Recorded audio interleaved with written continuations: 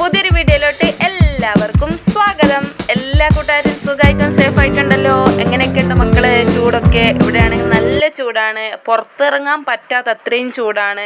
അപ്പോൾ എല്ലാ കൂട്ടുകാരും പുറത്തൊന്നും വെയിലൊന്നും അധികം കൊള്ളാതിരിക്കുക, പിന്നെ പുറത്തു പോവാതെ വീട്ടിനകത്ത് തന്നെ ഇരിക്കാനായിട്ട് ശ്രദ്ധിക്കുക. 11 മണിയൊക്കെ കഴിഞ്ഞാൽ പിന്നെ പുറത്തിറങ്ങാനൊന്നും പാടില്ലല്ലോ ഇപ്പോൾ ഈ സമയത്ത്. ഇപ്രാവശ്യമാണെങ്കിൽ നല്ല ചൂടും കൂടിയാണ്.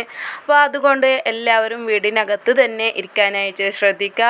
കുഞ്ഞു മക്കളൊക്കെ ഉണ്ടെങ്കിൽ പുറത്തൊന്നും കളിക്കാൻ വിടാതിരിക്കുക. കഴിവിൻ്റെ പരമാവധി അവരെ വീടിൻ്റെ ഉള്ളിൽ തന്നെ ഇരുത്തി കളിപ്പിക്കാനായിട്ട് ശ്രദ്ധിക്കുക. അവർക്ക് കൊച്ചു കൊച്ചു കളിപ്പാട്ടങ്ങളൊക്കെ കൊടുത്ത് നമ്മളും അവരൊന്നിച്ച് കളിക്കാനായിട്ട് ശ്രദ്ധിക്കുക. എന്നാൽ അവർ വീടിനെ പുറത്തൊന്നും പോവാതെ നല്ല വീട്ടിൻ ഉള്ളിൽ തന്നെ ഇരുന്ന് നല്ല പോലെ കളിക്കുകയും ചെയ്യും.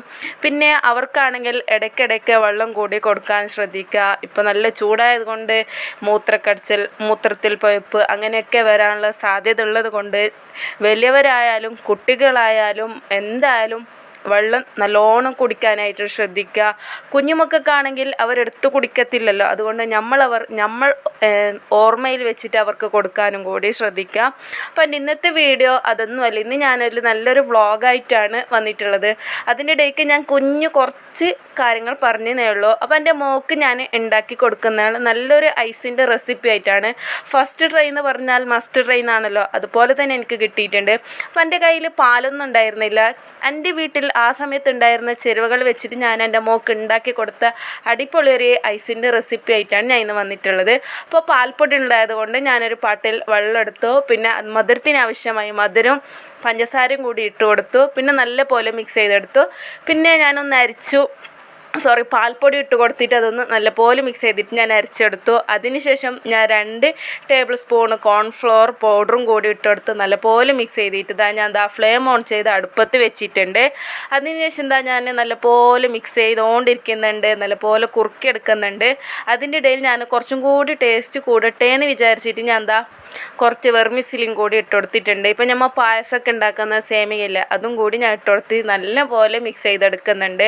ഇപ്പോഴാണെങ്കിൽ ഈ ചൂടത്താണെങ്കിൽ ഇപ്പോൾ റോട്ടിലൊക്കെ കിണിക്കിണിന്ന് പറഞ്ഞ് ഐസൊക്കെ വിറ്റോണ്ട് പോകുന്നുള്ള സാഹചര്യം കൂടിയാണ്. അപ്പോൾ മക്കൾക്കായാലും ടെൻഡൻസി കൂടും, എനിക്കത് വേണം എന്നൊക്കെ തോന്നും. അപ്പോൾ നമ്മൾ എന്താക്കും, വേണ്ട വാങ്ങിത്തരുമല്ലോ, അത് നല്ലതല്ല എന്നൊക്കെ പറയുമല്ലോ. നമ്മളന്ന് പണ്ട് വാങ്ങി കഴിച്ചിട്ടുണ്ടാവും. ഇപ്പോൾ നമ്മളാണെങ്കിൽ മക്കൾക്ക് വാങ്ങിച്ച് കൊടുക്കാതിരിക്കുക കഴിവിൻ്റെ പരമാവധി. ഇപ്പോൾ എന്ത് വേണമെങ്കിലും നമുക്ക് ഉണ്ടാക്കാൻ അറിയാമല്ലോ. ഇപ്പോൾ എന്ത് വേണമെങ്കിൽ നെറ്റ് ഉണ്ടെങ്കിൽ നല്ല സ്മാർട്ട് ഫോൺ ഉണ്ടെങ്കിൽ എന്തും നമുക്ക് അടിച്ചു കൊടുത്താൽ, ഗൂഗിളിലായാലും യൂട്യൂബിലായാലും അടിച്ചു കൊടുത്താൽ പെട്ടെന്ന് കിട്ടുന്നൊരു കാലഘട്ടമാണ്. ആ സമയത്ത് നിങ്ങൾ എന്താക്കുക, അതൊന്ന് അടിച്ചിട്ട് ഫോണിൽ നോക്കി കുട്ടികൾക്ക് എന്താക്കുക, ഐസൊക്കെ വീട്ടിൽ തന്നെ നാച്ചുറലായിട്ട് ഉണ്ടാക്കി കൊടുക്കാനായിട്ട് ശ്രദ്ധിക്കുക. പരമാവധി അവിടുന്ന് അവർ കൊണ്ടുവരുന്നത് വാങ്ങാതിരിക്കുക, നമ്മൾ തന്നെ നാച്ചുറലായിട്ട് ഉണ്ടാക്കി കൊടുക്കാനായിട്ട് ശ്രദ്ധിക്കുക. അതിനത് നല്ലപോലെ കുറുക്കിയെടുത്ത് ഒരു 10 മിനിറ്റ് നല്ലപോലെ കുറുക്കിയെടുത്തിട്ടുണ്ട്. വെർമിസിലൊന്ന് വേവുന്ന സമയം വരെ മാത്രമാണ് ഞാനതൊന്ന് കുറുക്കിയെടുത്തിട്ടുണ്ടായിരുന്നത്. അങ്ങനെ ഫ്ലെയിമൊക്കെ ഓഫ് ചെയ്തെടുത്തതിന് ശേഷം ഞാൻ കുറച്ച് വാനില എസൻസും കൂടി ഒഴിച്ചു കൊടുക്കുന്നുണ്ട്. അപ്പോൾ ഒരു നല്ലൊരു ഐസ്ക്രീമിൻ്റെ സ്മെല്ല് കിട്ടാൻ വേണ്ടിയിട്ടാണ് അത് ഒഴിച്ചു കൊടുക്കുന്നുള്ളത്. പിന്നെ കുറച്ച് കാണാൻ ഭംഗിയിരിക്കട്ടെ എന്ന് വിചാരിച്ച് ഞാൻ കളറും കൂടി ഇട്ടിച്ച് കൊടുക്കുന്നുണ്ട്. അപ്പോൾ എൻ്റെ കയ്യിൽ ബട്ടർ സ്കോച്ചിൻ്റെ കളറായിരുന്നു ഉണ്ടായിരുന്നത്. അപ്പോൾ അതും കൂടി ഞാൻ ഇട്ടിച്ച് കൊടുത്ത് നല്ല പോലെ മിക്സ് ചെയ്തെടുക്കുന്നുണ്ട്. എന്നാലല്ലേ മക്കൾക്ക് നല്ലൊരു കഴിക്കാനുള്ള ടെൻഡൻസി ഉണ്ടാവത്തുള്ളൂ, വേണം എന്നൊക്കെ പറയത്തുള്ളൂ. അതുകൊണ്ട് കുറച്ചും കൂടി കളർ ഇരിക്കട്ടെ എന്ന് വിചാരിച്ച് ഞാൻ ബട്ടർ സ്കോച്ചിൻ്റെ എസൻസും കൂടി ഒഴിച്ച് കൊടുത്തിട്ടുണ്ട്.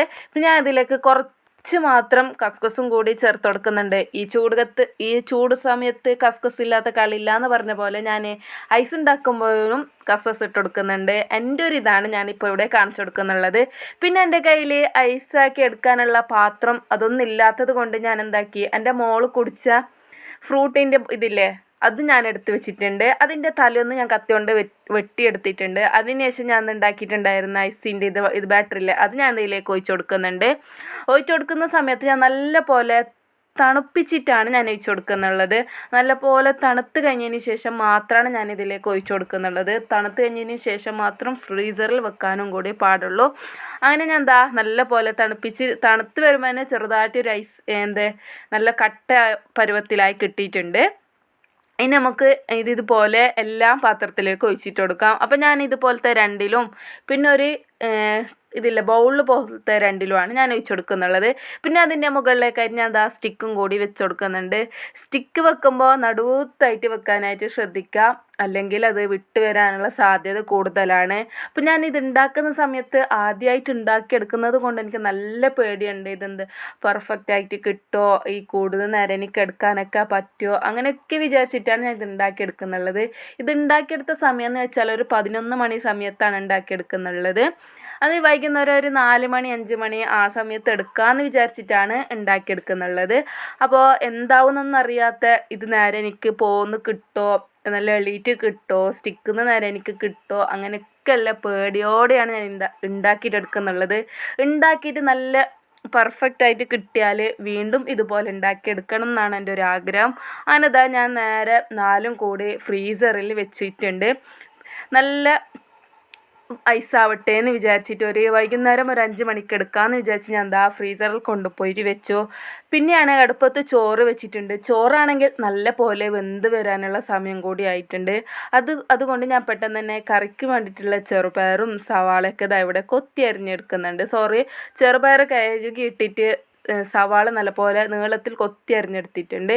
പിന്നെ അതിലേക്ക് ആവശ്യത്തിനുള്ള തക്കാളി ഇട്ട് കൊടുക്കുന്നുണ്ട്. ഇപ്പോഴാണെങ്കിൽ എന്താണ് രാവിലെ അപ്പം, എന്താണ് കറി വെക്കുന്നത്, എന്താണ് ഇന്ന് ഉണ്ടാക്കുന്നത്, അങ്ങനെയാണ് ഇപ്പോൾ ഈ സമയം നമുക്ക് തലയിലിരിക്കുന്ന. ഉച്ചയാകുമ്പോൾ എന്ത് കറി വെക്കും, കറിക്ക് ഉണ്ടാവും, പക്ഷേ നമ്മളെ മനസ്സിൽ ഇന്ന് എന്ത് കറി വെക്കും, എന്തില്ലല്ലോ, അങ്ങനെയായിരിക്കും നമ്മളെ മനസ്സിൽ തോന്നല്ലേ. അങ്ങനെ ഞാൻ പച്ചമുളകും കൂടി കീറി മുറിച്ചിട്ടിട്ടുണ്ട്. ചോറ് നല്ലപോലെ തിളപ്പിച്ചെടുക്കുന്നുണ്ട്. നല്ലപോലെ വെന്തിട്ടും കൂടിയുണ്ട്. അപ്പോൾ ഒന്ന് തിളച്ചാൽ മാത്രം മതി. വെന്തിനോ ഞാൻ വീണ്ടും ചെക്ക് ചെയ്ത് നോക്കുന്നുണ്ട്. അപ്പോൾ ഞാൻ നല്ലപോലെ തിളപ്പിച്ചെടുത്ത് നമുക്കിത് വാർത്തെടുക്കാം. പിന്നെ അത് അടുപ്പത്ത് തന്നെ നമുക്ക് ചെറുപയർ അടുപ്പത്ത് വെക്കാം. അങ്ങനെ ചോറ് നല്ലപോലെ തിളച്ച് വന്നിട്ടുണ്ട്. ഇനി നമുക്ക് ചെറുപയർ അടുപ്പത്ത് തന്നെ വെച്ച് വേവിച്ചെടുക്കാം. അടുപ്പത്ത് നിങ്ങൾ വിചാരിക്കുന്നത് എന്താ അടുപ്പത്തല്ല, ഇപ്പോൾ ഫുഡൊക്കെ അടുപ്പത്താണല്ലോ. ഇപ്പോഴാണെങ്കിൽ നല്ല വെയിലും കൂടിയാണ്. പുറത്തെവിടെ ഇറങ്ങിയാലും നല്ല ഉണങ്ങിയ വിറകൊക്കെ ഉണ്ടാവും. അതൊക്കെ വെറുതെ വേസ്റ്റ് ചെയ്യണ്ടല്ലോ. നല്ല വിറക് ഉണ്ടാകുമ്പോൾ പിന്നെ എന്തിനാണ് ഗ്യാസിൽ വെച്ച് ഗ്യാസ് കളയുന്നത്. ഇപ്പം നല്ല വെയിലായത് കൊണ്ട് പെട്ടെന്ന് തന്നെ തീയൊക്കെ പിടിച്ചും കൂടി കിട്ടും. തീ പിടിപ്പിക്കാനായിട്ട് വലിയ പാടൊന്നുമില്ല. അപ്പോൾ നമ്മൾ വെറുതെ ഗ്യാസിൽ വെച്ചിട്ട് ഗ്യാസ് കളയുന്നതിനാ ഇങ്ങനെ അടുപ്പത്തൊക്കെ വെച്ചുണ്ടാക്കി ഫുഡ് കഴിക്കുമ്പോൾ കുറച്ചും കൂടി അധികം ടേസ്റ്റ്. അന്നതാ ഞാൻ ചെറുപയറൊക്കെ അടുപ്പത്ത് വെച്ചു. അത് നല്ല വെന്ത് വരുന്ന സമയം കൊണ്ട് നമുക്കൊന്ന് ഇവിടെ നിന്ന് മീൻ ഫ്രൈ ചെയ്തെടുക്കണം. അപ്പോൾ ഞാൻ നല്ല മീൻ ഇവിടെ ഞാൻ നേരത്തെ തന്നെ മാരിനേറ്റ് ചെയ്തെടുത്തിട്ടുണ്ട്. ഇങ്ങനെ മീനൊന്ന് ഫ്രൈ ചെയ്തെടുത്താൽ നമുക്ക് എത്ര ചോറ് വേണമെങ്കിലും കഴിക്കാൻ പറ്റും. ചോറ് ചട്ടിയിൽ നിന്ന് തീർന്നത് നമുക്കറിയത്തും കൂടിയില്ല. അത്രയ്ക്കും ടേസ്റ്റോടെ വയറ് നിറയെ നമുക്ക് ചോറ് കഴിക്കാനായിട്ട് പറ്റും. വേറൊരു കറീൻ്റെ ആവശ്യമേ വരത്തും കൂടിയില്ല ഇങ്ങനൊന്ന് മീൻ ഫ്രൈ ചെയ്തെടുത്താൽ. അങ്ങനെ ഞാൻ ഒരു പാൻ അടുപ്പത്ത് വെച്ചിട്ടുണ്ട്. പാൻ ചൂടായി വരുമ്പോൾ അതിലേക്ക് ഓയിൽ ഒഴിച്ച് കൊടുത്തിട്ടുണ്ട്. നിങ്ങൾ ഏത് ഓയിലാണ് യൂസ് ചെയ്യുന്നത് നമുക്ക് ഒഴിച്ചു കൊടുക്കാം. പിന്നെ ഞാൻ സവാള ഇട്ട് കൊടുത്തിട്ടുണ്ട്. അത്യാവശ്യം ഞാൻ വലിയ സവാളയാണ് ഇട്ട് കൊടുത്തിട്ടുള്ളത്.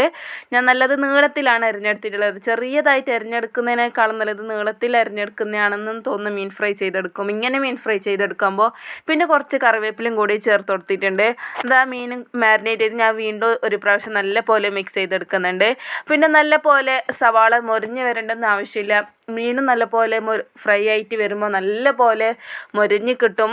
അപ്പോൾ അതുകൊണ്ട് നല്ല പോലെ മൊരിച്ചതിന് ശേഷം ഇട്ട് കൊടുത്താൽ കരിഞ്ഞ ടേസ്റ്റ് ആയിരിക്കും. അതുകൊണ്ട് സവാള ഇട്ട് കൊടുത്തിട്ട് 2-3 മിനിറ്റ് ആകുമ്പോൾ തന്നെ മീനും കൂടി ഒന്നിച്ചിട്ട് കൊടുക്കാനായിട്ട് ശ്രദ്ധിക്കുക. പിന്നെ എല്ലാ സവാളയൊക്കെ മീനിൻ്റെ അടുത്തേക്ക് തന്നെ ആക്കി കൊടുക്കുക.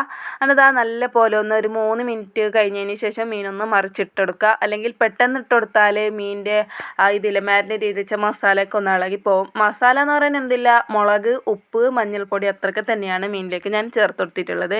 പിന്നെ കുറച്ച് മീൻ ഇട്ടുകൊടുത്തതിന് ശേഷം ഞാൻ കുറച്ച് എണ്ണയും കൂടി പാർന്ന് കൊടുക്കുന്നുണ്ട് മുകളിലേക്കായിട്ട്. പിന്നെ ഞാൻ ഫ്ലെയിം ഒന്ന് ലോ ആക്കിയിട്ട് മീനൊന്ന് മറിച്ചിട്ട് കൊടുക്കുന്നുണ്ട്. ഇങ്ങനെ ലോ ആക്കിയിട്ട് ഒരു 10-15 മിനിറ്റ് ഫ്രൈ ചെയ്തെടുക്കുക. അങ്ങനെ മീൻ നല്ല പോലെ ഫ്രൈ ആക്കി എടുത്തിട്ടുണ്ട്. ആരും ഇതുപോലെ ഉണ്ടാക്കിയിട്ടില്ലെങ്കിൽ ഒന്ന് ഇതുപോലെ ഉണ്ടാക്കിയിട്ട് നോക്കാം. അങ്ങനെ മീനൊക്കെ ഫ്രൈ ചെയ്ത് അങ്ങനെ ചോറൊക്കെ കഴിച്ചൊന്ന് മയങ്ങിയതിന് ശേഷം എനിക്ക് പെട്ടെന്ന് ഓർമ്മ വന്നു എന്തായിട്ടുണ്ടാവുമോ മൈസ് റെഡി ആയിട്ട് കിട്ടിയിട്ടുണ്ടാവുമോ എന്ന്. അത് ഞാൻ പെട്ടെന്ന് തന്നെ ഉമ്മാനും വിളിച്ചത് ഉമ്മാനെ കൊണ്ട് ലാസ്റ്റിൽ നിന്ന് എടുത്തിട്ട് തിളപ്പിച്ചിട്ടുണ്ട്. നല്ല സക്സസ് ആയി കിട്ടിയിട്ടുണ്ട്. അലിഞ്ഞിട്ടൊന്നും പോകുന്നുണ്ടെങ്കിൽ നല്ല പോലെ സ്റ്റിക്ക് നേരെ എളുത്തി മാറ്റാനൊക്കെ പറ്റിയിട്ടുണ്ടായിരുന്നു. ഇതുപോലെ കിട്ടിയിട്ടുണ്ട്. എല്ലാവരും ഒന്ന് ഇതുപോലെ ഒന്ന് ട്രൈ ചെയ്ത് നോക്കാം. എനിക്ക് ഒത്തിരി സന്തോഷമായിട്ടുണ്ട്. ഫസ്റ്റ് ട്രൈയിൽ തന്നെ എനിക്ക് സക്സസ് ആയി കിട്ടിയിട്ടുണ്ടല്ലോ എന്ന്. എല്ലാവരും ഒന്ന് ഇതുപോലെ ട്രൈ ചെയ്ത് നോക്കുക. ചാനൽ സബ്സ്ക്രൈബ് ചെയ്യാതെ കാണുന്ന ആൾക്കാരാണെങ്കിൽ പ്ലീസ് ഒന്ന് എൻ്റെ ചാനൽ സബ്സ്ക്രൈബ് ചെയ്യാനും കൂട്ടുകാർക്ക് ഫാമിലിക്ക് എല്ലാവർക്കും ഷെയർ ചെയ്ത് കൊടുക്കാനും മറക്കുക. അപ്പോൾ കുഞ്ഞുമക്കൾക്കൊക്കെ ഉണ്ടാക്കി കൊടുക്കാനായിട്ട് ശ്രദ്ധിക്കുക. കടയിൽ നിന്ന് വാങ്ങുന്നതിനേക്കാളും നമുക്ക് തന്നെ വീട്ടിൽ തന്നെ ഉണ്ടാക്കിയിട്ട് കൊടുക്കുക. വളരെയേറെ സക്സസ് ആയിട്ട് കിട്ടുന്ന ഒരു റെസിപ്പിയാണ് ഞാൻ ഇന്ന് കാണിച്ചിട്ടുള്ളത്. അപ്പോൾ എല്ലാവർക്കും ബായ്. പുതിയൊരു വീഡിയോ ആയിട്ട് വരുന്നത് വരേക്കും.